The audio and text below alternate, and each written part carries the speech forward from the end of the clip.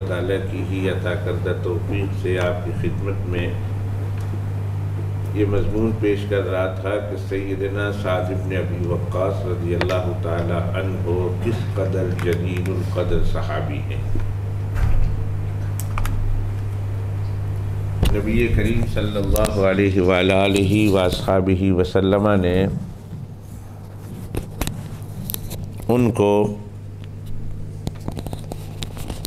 اپنا ماموں قرار دیا کہ میرے ماموں ہیں۔ ماموں اس وجہ سے کیا حضرت صلی اللہ علیہ وسلم کی والدہ محترمہ قریش کے قبیلہ بنو زہرہ سے تھی۔ بی بی فاطمہ بی بی آمنہ سلام اللہ علیہا اللہ کی کروڑ رحمتیں ہون پر۔ کچھ لوگ نادانی میں حضرت عبداللہ یعنی والد رسول اکرم صلی اللہ علیہ وسلم اور بی بی آمنہ یعنی والدہ محترمہ کے لیے کوئی غلط اور سخت الفاظ استعمال کر دیتے ہیں اور معاذ اللہ ثم معاذ اللہ ثم معاذ اللہ ایسا جملہ بول جاتے ہیں جس سے شان اقدس میں گستاخی کا خطرہ رہتا ہے۔ وہ یہ کہہ جاتے ہیں کہ اللہ کے پیغمبر علیہ السلام کے والدین معاذ اللہ ثم معاذ اللہ ثم معاذ اللہ کافر تھے۔ علامہ سیوطی رحمۃ اللہ علیہ نے غالباً 3 رسالے لکھے ہیں عربی میں، اور علامہ سیوطی رحمۃ اللہ علیہ بہت بڑے اسلام کے عظیم سپوتوں میں ان کا نام ہوتا ہے۔ مجدد تھے اپنے دور کے، اور مجدد اس شخص کو کہتے ہیں جس کو اللہ ہر صدی کے شروع میں پیدا کرتے ہیں کہ ان کے ذریعہ سے دین میں جو بگاڑ آ جاتا ہے اس بگاڑ کو درست کرے۔ ابو داؤد شریف کی حدیث ہے کہ اللہ کے پیغمبر علیہ السلام نے فرمایا کہ اللہ تعالیٰ ہر صدی کے شروع میں میری امت میں ایک مجدد پیدا کرے گا جس کے ذریعہ سے اللہ سبحانہ و تعالیٰ اس صدی میں دین میں جو خرابی آ گئی ہے اس خرابی کو دور کرنے کا اللہ کام لے گا۔ آپ نے نام سنا ہوگا حضرت مجدد الفسانی رحمۃ اللہ علیہ،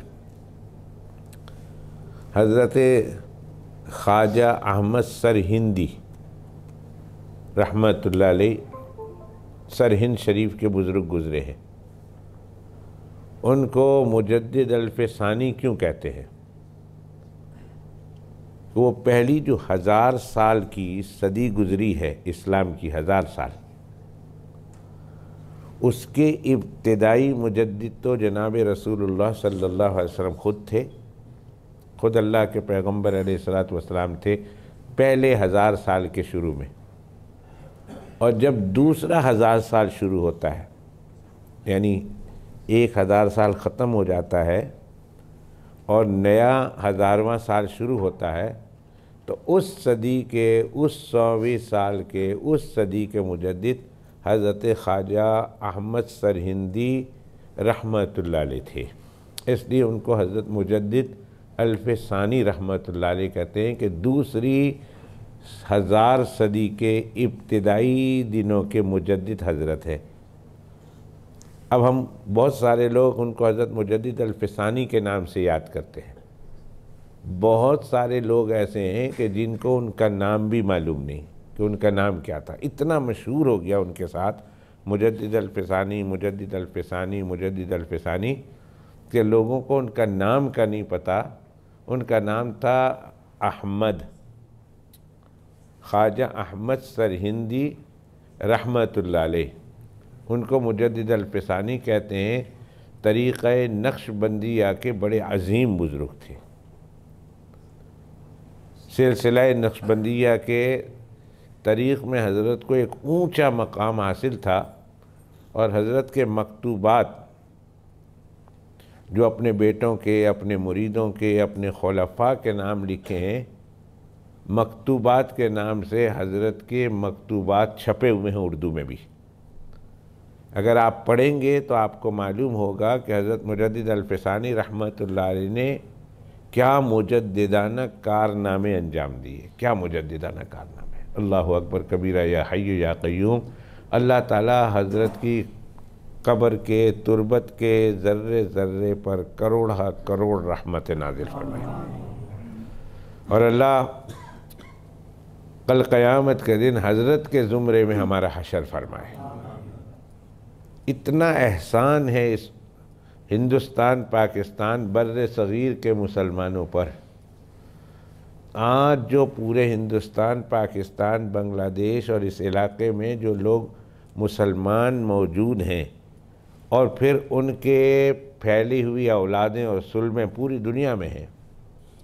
ہم لوگ یہاں بیٹھے ہوئے ہیں، کسی کا تعلق بنگلہ دیش سے ہے، کسی کا پاکستان سے ہے، کسی کا انڈیا سے ہے، اور دنیا میں جہاں چلے جائیں، جہاں بھی چلے جائیں، یہ قوم تو ملتی ہے۔ ان تمام لوگوں کی گردن پر حضرت مجدد الفسانی رحمۃ اللہ علیہ کا بہت بڑا احسان، اتنا بڑا احسان کہ ہم گردن اٹھا نہیں سکتے۔ اگر حضرت مجدد الفسانی رحمۃ اللہ علیہ نہ ہوتے تو اکبر بادشاہ کا دین پورے ہندوستان پہ چھا چکا تھا، دین اکبری کے نام سے اور دین الہی کے نام سے۔ اور وہ دین کیا تھا؟ چوں چوں کا مربع تھا۔ کچھ باتیں اسلام کی تھی، کچھ باتیں ہندوؤں کی تھی، کچھ باتیں برہموں کی تھی۔ ہندوستان کے غرضے کے جتنی قومیں بستی تھی، ان تمام قوموں کے کچھ ارکان لے کر، کچھ احکام لے کر اس نے دین اکبری اور دین الہی کے نام سے ایک دین چالو کر دیا تھا۔ یہ حضرت مجدد الفسانی رحمۃ اللہ علیہ تھے کہ جنہوں نے اکبر بادشاہ کا مقابلہ کیا اور کہا میں جان دے دوں گا، مجھے جان کی پرواہ نہیں ہے، لیکن اللہ کے پیغمبر علیہ السلام جو آخری دین لے کر آئے ہیں اس دین کو مٹنے نہیں دوں گا،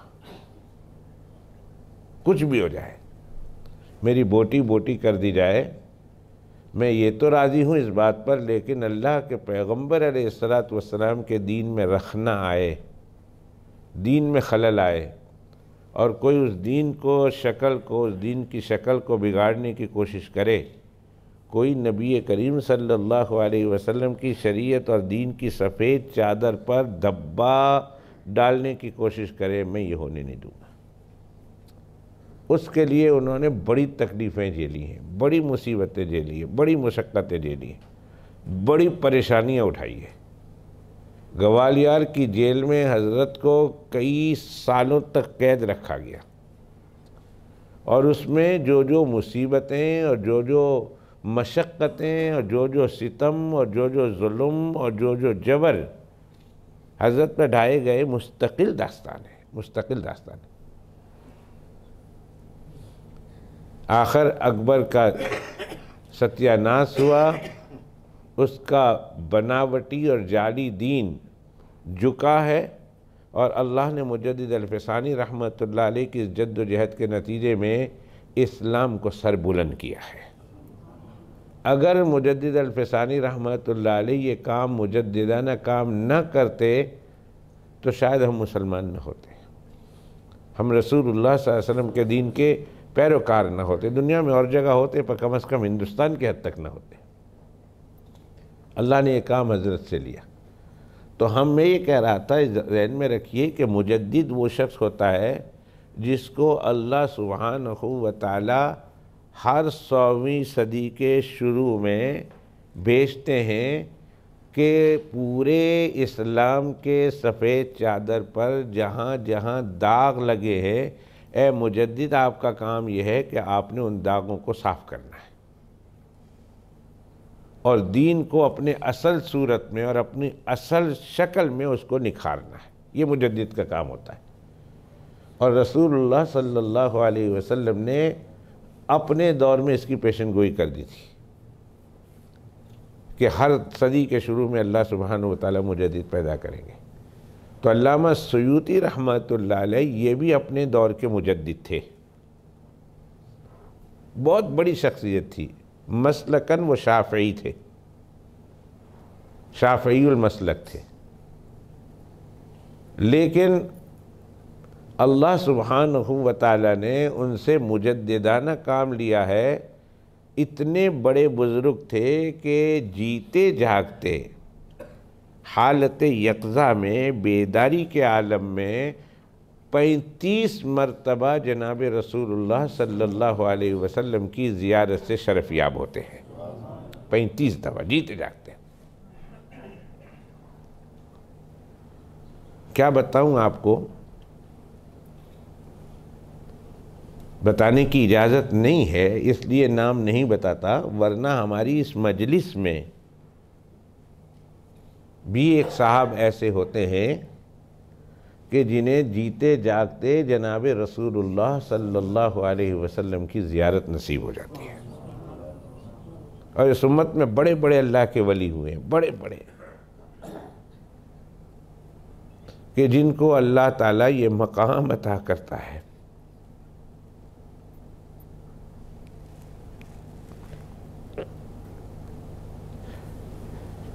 جن کو اللہ یہ درجہ دیتا ہے کہ وہ جیتے جاگتے جناب رسول اللہ صلی اللہ علیہ وسلم کی زیارت کر لیتے ہیں۔ ظاہر ہے یہ بہت بڑی بات ہے، اور اس طرح کی دعا کرنا بھی ہم جیسے چھوٹوں کا تو کام ہے ہی نہیں۔ ہم یہ دعا کرتے ہیں، میرے مالک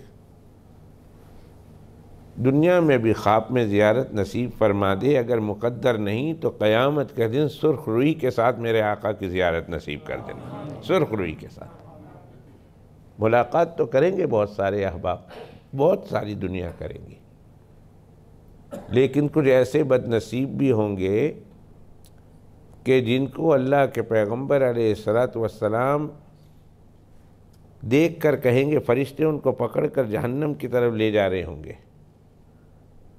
اور اللہ کے پیغمبر علیہ السلام ان کو پہچان لیں گے، یہ میرا امتی ہے۔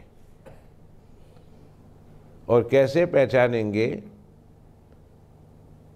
ساری مخلوق آدم علیہ السلام سے لے کر قیامت تک کے صبح کے آنے والے انسان سارے وہاں موجود ہوں گے میدان محشر میں۔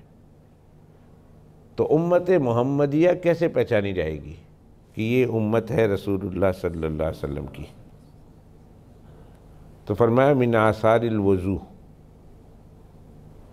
وضو کے آثار سے، وضو کے نشانی وضو کی ہوں گی، ان کے یہ جہاں جہاں پانی وضو کا لگتا ہے وہ اعضاء چمک رہے ہوں گے۔ اس لیے حکم ہے کہ وضو کو اچھی طرح کرو تاکہ قیامت کے دن اللہ سبحانہ وتعالی تمہارے اعضاء کو خوب چمکائے۔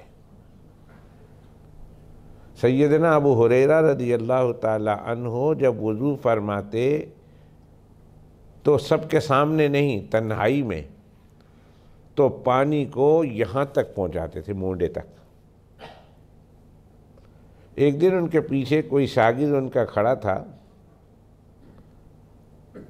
اس نے حضرت ابو ہریرہ رضی اللہ تعالیٰ عنہ کو وضو کرتے ہوئے دیکھ لیا، اور حضرت ابو ہریرہ کو نہیں پتہ میرے پیچھے کوئی صاحب کھڑے ہیں جو میرا وضو دیکھ رہے ہیں۔ تو جب حضرت ابو ہریرہ رضی اللہ تعالیٰ عنہ نے ادھر تک مونڈے تک پانی ڈالا تو انہوں نے کہا ابو ہریرہ استاد جی یہ کیا کر رہے ہیں کہ یہاں تک دھوتے ہیں؟ ہم تو یہاں تک دھوتے ہیں، یہاں تک آپ نے یہاں تک پانی ڈال دیا، سارا ادھر سے ادھر تک دھویا۔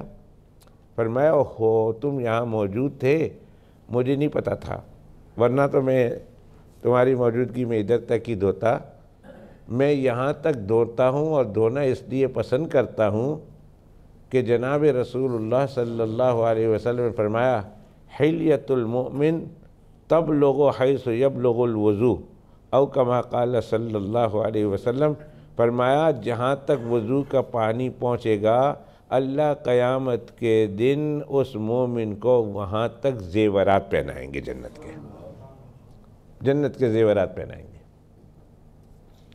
تو میرا جی چاہتا ہے کہ کل قیامت کے دن ابو ہریرہ کو اللہ سبحانہ و تعالیٰ زیورات پہنائیں تو یہاں تک پہنائیں، یہاں تک، تم سب کے یہاں تک ہو تو میرے یہاں تک ہو، جیسے سیدنا ابو ہریرہ رضی اللہ تعالیٰ عنہ کی شان ہے۔ اسی وجہ سے جناب رسول اللہ صلی اللہ علیہ وسلم کے روضہ اطہر پر جب ہم جاتے ہیں، اللہ مجھے آپ کو جانا نصیب کرے، اللہ حضرت صلی اللہ علیہ وسلم کی بھی زیارت نصیب فرمائے اور روضہ اقدس کی بھی زیارت نصیب فرمائے اور بار بار نصیب فرمائے۔ اور ایک بات بتا دوں دوستو، کوشش کرو ہر 5 سال میں، اللہ نے اگر آپ کو توفیق دی ہے، کم از کم ہر 5 سال میں ایک دفعہ ہوا ہو۔ اللہ نے اگر پیسے دیے ہیں، قرض نہیں ہے اور دوسرے کوئی جو ہے نہیں ہے، جھگڑے نہیں ہیں، کوئی اور مشکلات نہیں ہیں، تو 5 سال میں کم از کم ایک دفعہ تو ہو ہی آنا چاہیے، ورنہ یہ جفا کی بات ہے کہ اللہ کے پیغمبر علیہ السلام کی امت پر اتنے احسانات ہو اور امت 5 سال کے بعد بھی جناب رسول اللہ صلی اللہ علیہ وسلم کے پاس ملنے کے لیے نہ جائے۔ اس لیے کوشش کریں کہ 5 سال میں ایک دفعہ اگر اللہ نے طاقت دی ہے، استطاعت کی بات ہے، تو چلے ہی جانا چاہیے، حج پہ چلے جائے، نہیں تو عمرہ کر کے آ جائے۔ بے شک بے شک بے شک بے شک ایک دن کے لیے کیوں نہ ہو، ایک دن کے لیے صحیح۔ مجھے یاد ہے ہم تو ہمارا بچپنا تھا، ہمارے والد صاحب کے دوست تھے حاجی بھام صاحب رحمۃ اللہ علیہ، گلوسٹر میں رہتے تھے۔ تو ان کے بارے میں پتہ چلا کہ وہ 7 تاریخ کو 7 ذی الحجہ کو گئے ہیں حج کے لیے، اور 14 ذی الحجہ کو ادھر، ایک ہفتے کے اندر مشہور یہ تھا وہ حج پہ گئے ہیں اور ایک ہفتے کے اندر میں نے ادھر ان کو دیکھا۔ تو میں نے کہا یہ کیا بات ہے؟ کہا میں آخری فلائٹ میں گیا ہوں اور حج بھی کیا اور ایک دن کے لیے جناب رسول اللہ صلی اللہ علیہ وسلم کی بارگاہ اقدس میں اپنا سیاہ منہ لے کر گیا ہوں کہ آقا یہ سیاہ منہ روح سیاہ آیا ہے، اے اللہ کے پیغمبر علیہ السلام اپنی نگاہ کرم سے اس روح سیاہ کو آپ جو ہے وہ منور کر دیجئے، اور ایک دن کے لیے وہاں حاضری دے کر واپس آ گیا ہوں۔ کون ہے فون کرنے والا؟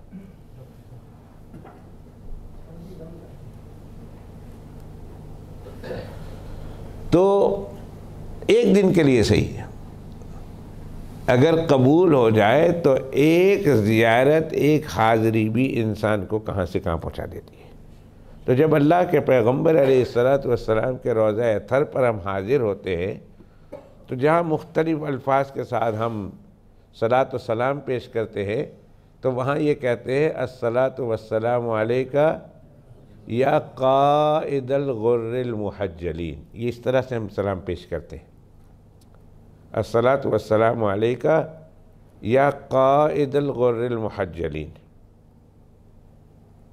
کہ غر محجلین کے سردار قائد، ہم آپ پر سلام پیش کرتے ہیں۔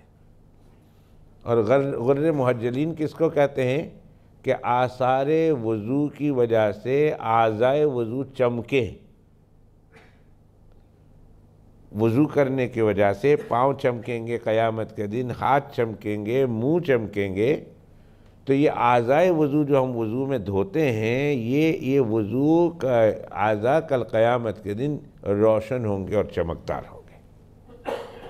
تو کچھ فرشتے ان کو لے جا رہے ہوں گے پکڑ کے جہنم کی طرف، تو اللہ کے پیغمبر علیہ السلام فرماتے ہیں کہ میں کہوں گا او بھائی یہ میرے امتی ہے، چھوڑ دو، یہ میرے امتی، اسے چھوڑ دو۔ تو فرشتے کہیں گے یا رسول اللہ صلی اللہ علیہ وسلم آپ کو معلوم نہیں ہے کہ انہوں نے آپ کے بعد کیا کیا آپ کے دین میں؟ آپ تو ایک صاف ستھرا دین چھوڑ کر آئے تھے، انہوں نے آپ کے آنے کے بعد آپ کے دین میں تغیر و تبدل کر دیا ہے، آپ کے دین کے احکام کو بہت چینج کرنے کی کوشش کی اور چینج کرتے رہے۔ جو دین نہیں تھا وہ دین بتاتے رہے، جو دین تھا اس کو نکالتے رہے۔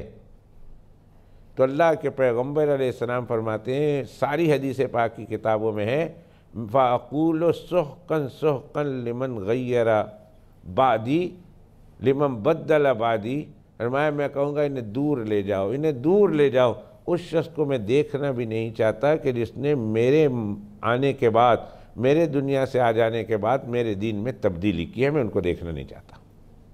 تو کچھ ایسے ہوں گے کہ جن سے ملاقات ہوگی لیکن غصے کے ساتھ، اور کچھ خوش نصیب ایسے ہوں گے کہ جن کے ساتھ ملاقات ہوگی تو سرخ روئی کے ساتھ، اللہ تعالیٰ مجھے آپ کو جب بھی ملائے ہمارے آقا سے سرخ روئی کے ساتھ ملائے۔ تو علامہ سیوطی رحمۃ اللہ علیہ نے 3 کتابیں لکھی، عربی میں ہے، جناب رسول اللہ صلی اللہ علیہ وسلم کے والد محترم کے ایمان کے بارے میں، کہ اللہ کے پیغمبر علیہ السلام کے والد محترم اور والدہ محترمہ مؤمنہ تھی، ایمان والی تھی۔ اور پھر انہوں نے دلائل دیے اس کے اندر۔ چلو اچھا ہوا یہ موضوع نکل آیا۔ جب ہم پڑھتے ہیں نا اللہم صلی علی محمد وعلی آل محمد وعلی آل محمد، کیا معنی؟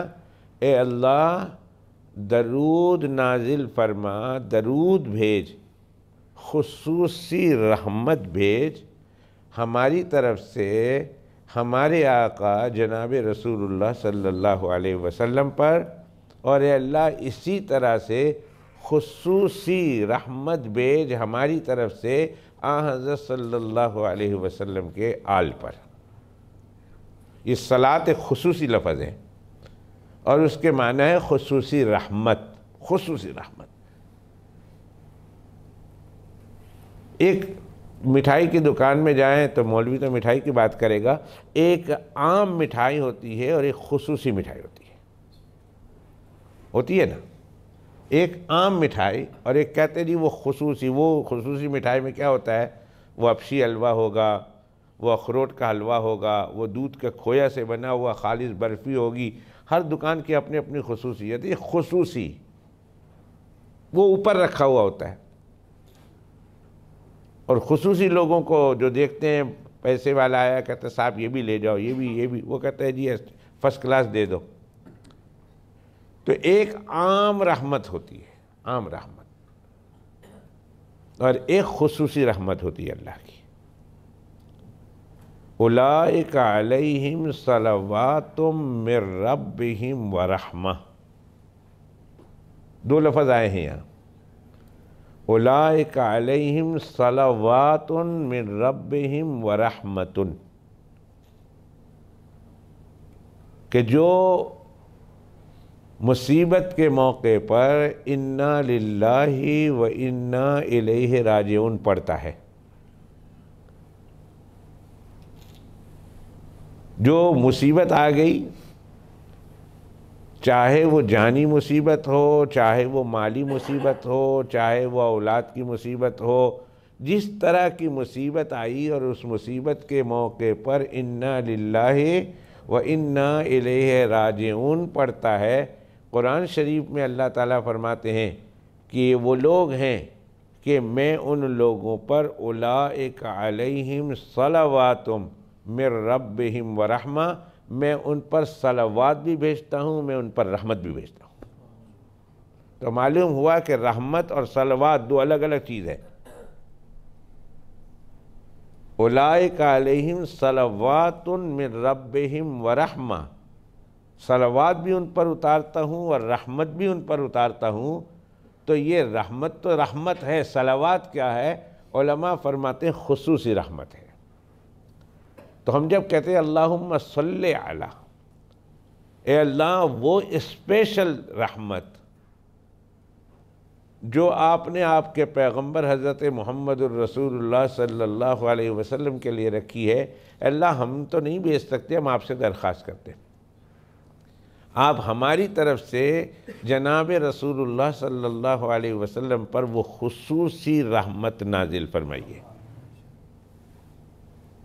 اور ان کی آل پاک پر بھی اے اللہ خصوصی رحمت ہماری طرف سے نازل فرمائیے۔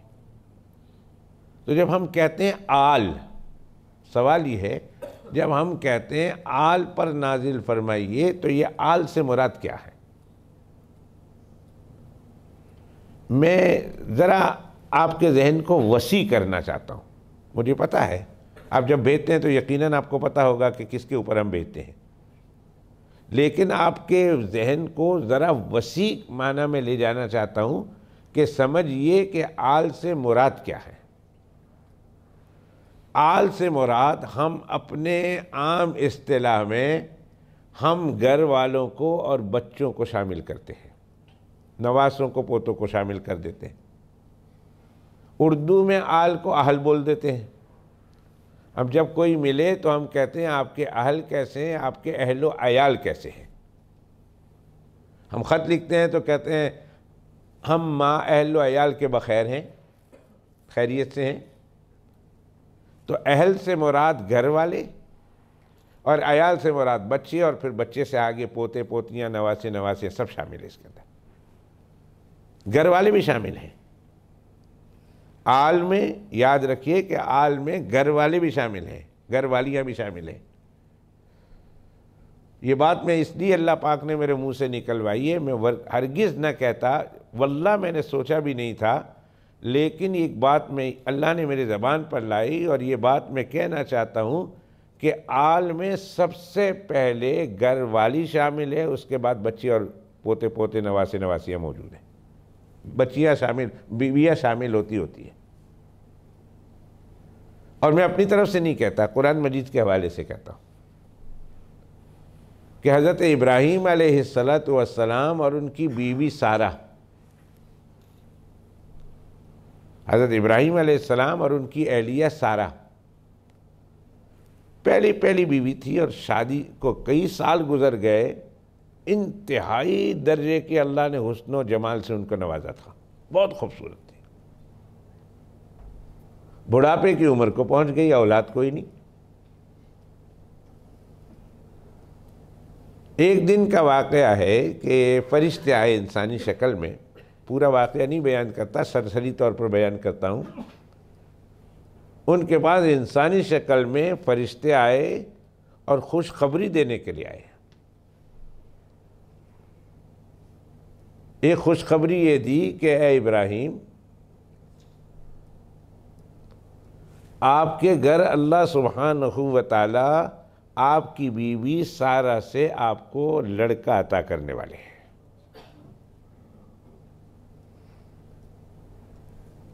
بھائی بوڑھی ہو گئی ہے، وَهَذَا بالی شیخا، اور ابراہیم علیہ السلام بھی بہت بوڑھے ہو گئے۔ إِنَّ هَذَا لَشَيْءٌ عَجِیب، کہا کیوں تعجب کرتی ہو؟ یہ تعجب کی بات عام انسانوں کے لیے تو چلو تعجب کی بات بنتی ہے، لیکن اے ابراہیم علیہ السلام اور ان کے گھر والے، آپ تو اللہ کے نبی، آپ تو اللہ کے رسول ہیں، اللہ جب چاہے جس طرح چاہے اپنی قدرت کا اظہار کر دے۔ بچے کا ملنا نہ ملنا یہ قوت اور طاقت اور جوانی پر منحصر نہیں ہے، اللہ کی عطا پر منحصر ہے۔ بچہ مل جائے، بچی مل جائے، بہت سارے جوان ایسے ہیں، ہٹے کٹے جوان ہیں، اگر اس کو چیرا جائے تو 3 بڑے بڑے نوجوان نکلیں گے، ایسے ہٹے کٹے تازے موٹے تازے جوان ہیں، لیکن اولاد سے معروم ہے۔ اگر ہٹے کٹے موٹے تازے اور جوان ہونا یہ اولاد والے ہونے کی نشانی ہے تو اللہ ضرور ان کو دیتا، لیکن نہیں،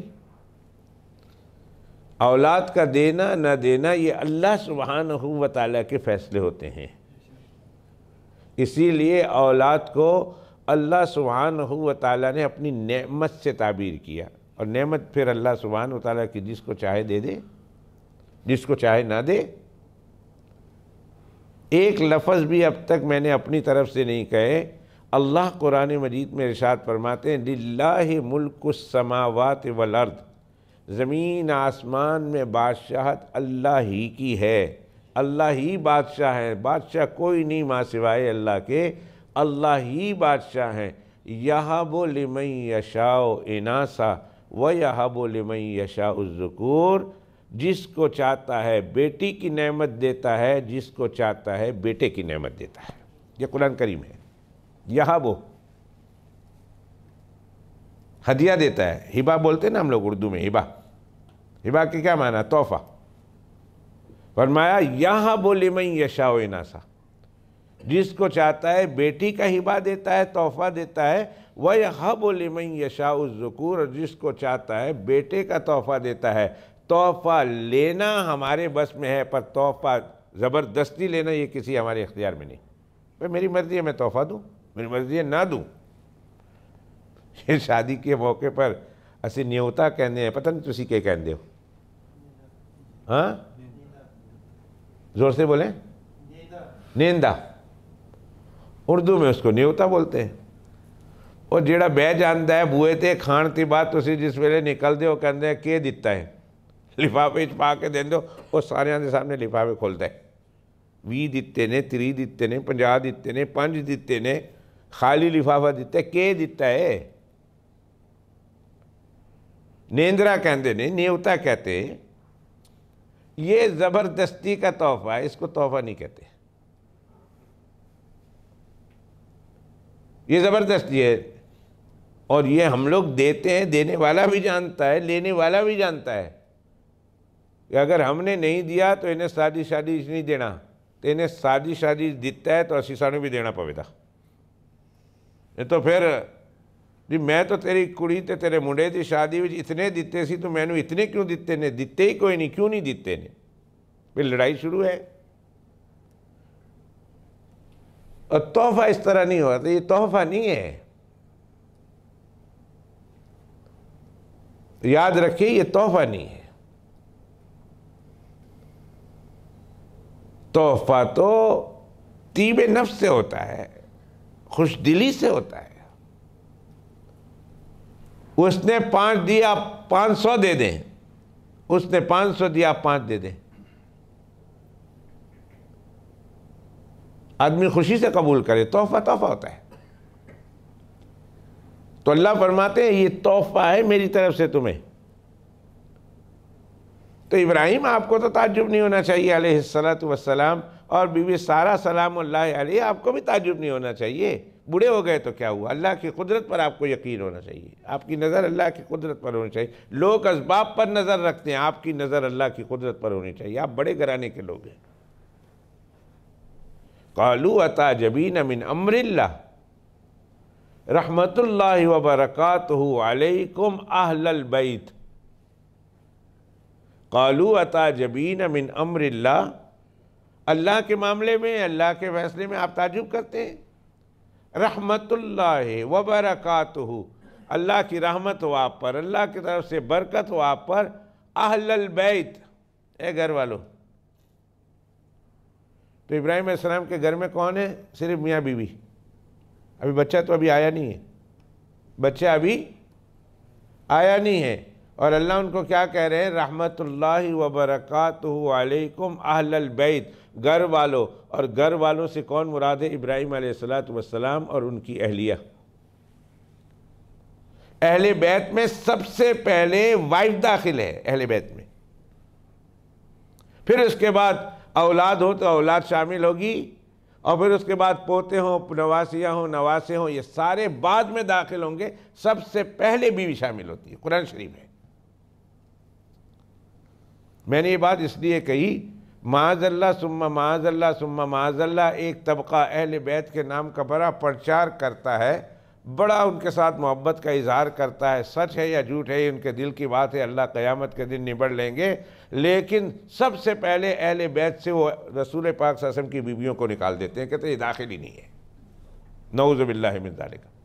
اہل بیت سے مراد رسول اللہ صلی اللہ علیہ وسلم کی بیٹی اور پھر نواسے نواسیاں، یہ سارے شامل تو ہیں لیکن اہل بیت شامل نہیں ہیں۔ ہم تمہاری سنیں یا پھر ہم سنیں قرآن مجید کی، کہ قرآن مجید اہل بیت بیوی کو کہتا ہے سب سے پہلے اہل بیت، قرآن شریف کا 12واں سپارہ۔ اور اگر یہ قرآن شریف میں نہ ملے تو آپ کا جوتا میرا سر، جو سزا آپ تجویز کریں میں سزا قبول کرنے کے لیے تیار ہوں۔ تو اہل بیت بیوی اور بچے، ہماری نیت ادھر تک ہی ہوتی ہے۔ اس طبقے کی نیت میں بیوی داخل نہیں ہے، اس طبقے کی نیت میں بیٹی فاطمہ اور فاطمہ کی اولاد اور علی وغیرہ داخل ہے، بیویاں داخل نہیں ہیں، معاذ اللہ ثم معاذ اللہ۔ اور ہم لوگ جو ہیں جب اہل بیت کا ہم نیت کرتے ہیں وعلی آل محمد، کہ اے اللہ تو محمد صلی اللہ علیہ وسلم کی آل پر بھی خصوصی رحمت نازل فرما، تو ہمارے دماغ میں اہل بیت سے مراد رسول اللہ صلی اللہ علیہ وسلم کی پاک بیویاں بھی داخل ہو جائیں گی اور رسول پاک صلی اللہ علیہ وسلم کی اولاد پاک بھی شامل ہو جائیں گی، بس اس سے آگے نہیں۔ لیکن نہیں، یہ چھوٹا مفہوم ہے۔ جتنوں کو آپ نے شامل کیا یہ تو یقیناً اس میں داخل ہیں، لیکن دوسرے جن کو نکال دیا تو کیوں نکالا؟ ان کے لیے تو علیحدہ آپ سلام نہیں پڑھتے، ان کے لیے علیحدہ صلاۃ نہیں پڑھتے، ان کے لیے علیحدہ دعا نہیں کرتے۔ کبھی میں نے نہیں دیکھا، میں آپ لوگوں کی بات کر رہا ہوں، ان لوگوں کی بات، آپ لوگوں کی نہیں، میں ان لوگوں کی بات کر رہا ہوں جو آل سے رسول اللہ صلی اللہ علیہ وسلم کی ازواج مطہرات کو اور رسول پاک صلی اللہ علیہ وسلم کی اولاد پاک کو ہی مراد لیتے ہیں اور کسی کو نہیں، یا اتنی نیت ہوتی ہے۔ تو میں یہ پوچھتا ہوں کہ آپ نے رسول اللہ صلی اللہ علیہ وسلم کی اولاد کو تو یاد کیا، رسول اللہ صلی اللہ علیہ وسلم کے ازواج کو تو یاد کیا، رسول اللہ صلی اللہ علیہ وسلم کے نواسوں کو یاد کیا، نواسی کو یاد کیا، بلکہ نیچے اتر کر آج تک جو شاہ جی آتے ہیں، آل پاک آتے ہیں، ہم سب ان کو یاد کرتے ہیں، رسول اللہ صلی اللہ علیہ وسلم کی والدہ اور والد کو کیوں یاد نہیں کیا؟ کہاں گئے ان کے لیے؟ کبھی میں نے نہیں سنا۔ جو اس طرح کا مفہوم لیتا ہے وہ اللہ کے پیغمبر علیہ السلام کے ماں باپ کے لیے علیحدہ دعا، علیحدہ درود شریف پڑھتا ہو، میں نے تو نہیں سنا، اور میرا خیال ہے کبھی پڑھتے بھی نہیں ہوں گے۔ تو رسول پاک صلی اللہ علیہ وسلم کے ماں باپ کہاں گئے؟ جو آن حضرت صلی اللہ علیہ وسلم کے دنیا میں لانے کا سبب بنے۔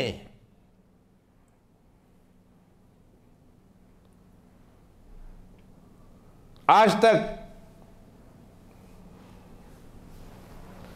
تک یہاں دو طرح کے طبقے ہیں،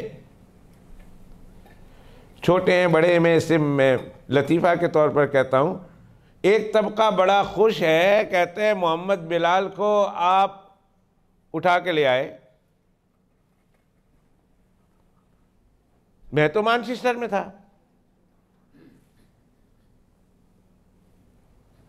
علامہ صاحب کی خدمت میں تھا، بری کے چند ساتھی آئے، کہنے لگے علامہ صاحب ہمیں مولوی صاحب چاہیے۔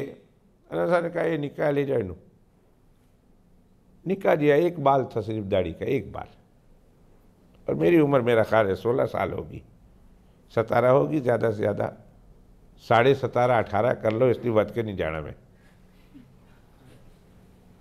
وہ پتہ ہے نا، مجھے لطیفہ یاد آیا، ایک عورت کو ڈاکٹر نے پوچھا ہاؤ اولڈ آر یو؟ اس نے کہا 22۔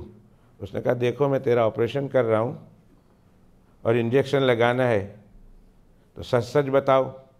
اس نے کہا چلو 28 کر لو، 28۔ انہوں نے کہا دیکھو میں انجیکشن لگاؤں گا اور خدا نہ خواستہ عمر کے حساب سے اگر تم 28 کی نہ ہوئی تو آپریشن کے بیچ میں جاگ جاؤ گے، تو صحیح بولو۔ اس نے کہا 40 لکھ لو، پاویں اٹھتی بعد میں مر جاواں، 40 نہیں، میں ود کے نہیں دسنا ہے، بس 40 ہی ہیں، میں پاویں میں مر جاواں، میں مر جاؤں یہ منظور ہے، پر 40 سے زیادہ کی نہیں بتاؤں گی میں۔ تو بھئی یہ 16 17 18 میری عمر ہوگی، ایک طبقہ کہتا ہے بہت اچھا کیا لیا ہے، اللہ ان کو جزائے خیر عطا فرمائے۔ میرے لیے دعا کرتے ہیں، اچھے خوشی کے اظہار کرتے ہیں، خوشی کے جملے بولتے ہیں، بہت اچھا کیا لیا ہے مولوی صاحب، تو سے آئے ہو سانو فائدہ ہو گیا، اللہ کرے فائدہ ہو۔ تو ایک طبقہ کہتا ہے کہ انہوں نے ساڑھے متھے پر لا دیتا، سانو مگروں لا دیتا، چھوٹا طبقہ ہی صحیح۔ وہ کہتا ہے کیڑا مولوی بلال نو لے آیا، انہوں دسو میں اسی دسیے وہ کتھے ہے، کون ہے، ساڑھے مگرے انہوں لا سڑیا ہے۔ تو اب جو دنیا میں ہمارے یہاں آنے کا سبب بنا، لوگ ان کو دعائیں دیتے ہیں، وہ لوگ تو اللہ کے پیغمبر علیہ السلام دنیا میں تشریف لائے ہوں اور ان کے لانے کے سبب بنے ہوں دو جہاں کے سردار، ان کے لیے درود کہاں گیا؟ ہوں بھی مسلمان تو کہاں گیا ان کا درود؟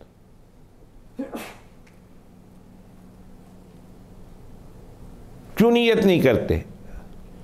آج یہ بات زبان پہ آ گئی اس لیے میں بتا دیا میں نے، نیت یہ کریں کہ آل میں جناب رسول اللہ صلی اللہ علیہ وسلم کے والدین کو بھی شامل کریں، نیت کریں اللہم صلی علی محمد وعلی آل محمد، اے اللہ رسول اللہ صلی اللہ علیہ وسلم کی نسبت سے جتنے لوگ مسلمان ہیں اور آل میں تمام مومنین کو، کل مؤمن تقیٌ، یہ نور العزہ سے ہم نے پڑھنا شروع کر دیا تھا کہ آل میں کل مؤمن تقیٌ، ہر متقی پرہیزگار بھی آل کی تعریف میں داخل ہے۔ جب نیت کریں کہ اللہم صلی علی محمد، اے اللہ رسول اللہ صلی اللہ علیہ وسلم پر خصوصی رحمت نازل فرما، وعلی آل محمد، اے اللہ رسول اللہ صلی اللہ علیہ وسلم کے والدین پر، رسول اللہ صلی اللہ علیہ وسلم کے ازواج مطہرات پر، رسول اللہ صلی اللہ علیہ وسلم کے اہل بیت پاک پر، اور رسول اللہ صلی اللہ علیہ وسلم کے ہر نیک مومن مسلمان پر، اے اللہ ہماری طرف سے خصوصی رحمت نازل فرما، سب کو شامل کریں، نیت یہ رکھیں۔ تو حضرت صلی اللہ علیہ وسلم کی والدہ محترمہ بی بی آمنہ قبیلہ بنو زہرہ سے تھی، قریش کی قبیلہ،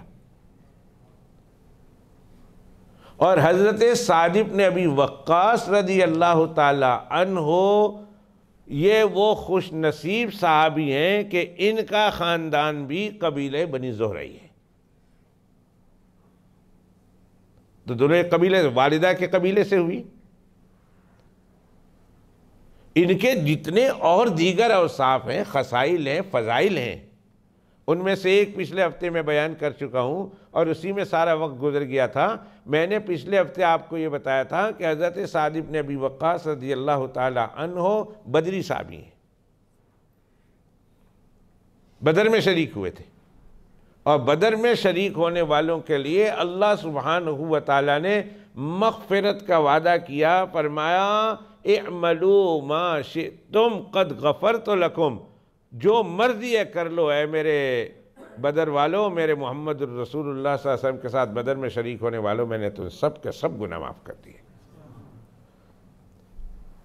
7ویں صحابی ہیں، 7ویں صحابی جو مسلمان ہوئے ہیں ابو بکر صدیق رضی اللہ تعالیٰ عنہ کی دعوت پہ، 7ویں نمبر کے صحابی ہیں۔